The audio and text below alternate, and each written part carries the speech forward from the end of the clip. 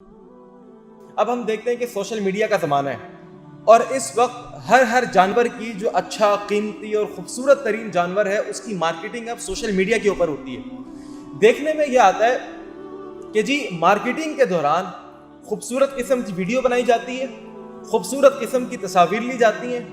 اور اس کو slow motion کے اندر ویڈیو میں لا کر اس کے اندر مزید ایڈیٹنگ کی جاتی ہے اور پیچھے سے کوئی گانا لگایا جاتا ہے، کوئی سانگ لگایا جاتا ہے۔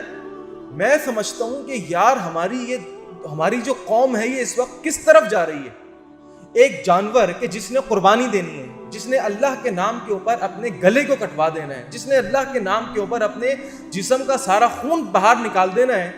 آپ اس کی مارکیٹنگ کر رہے ہیں پیسہ بنانے کے لیے۔ دیکھیں مارکیٹنگ کرنا بالکل الاؤ اسلام کے اندر،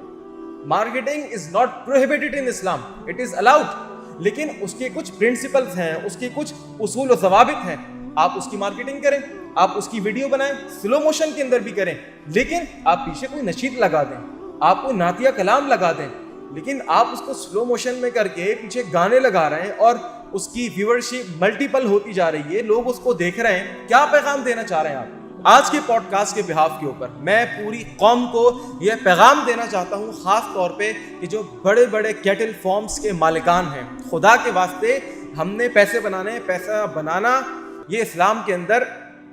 حرام نہیں ہے، آپ پلیز پیسہ بنائیں، لیکن اس کے اندر مارکیٹنگ شرعی حدود کے اندر رہتے ہوئے آپ نے مارکیٹنگ کرنی ہے، ان کو پامال نہیں کرنا۔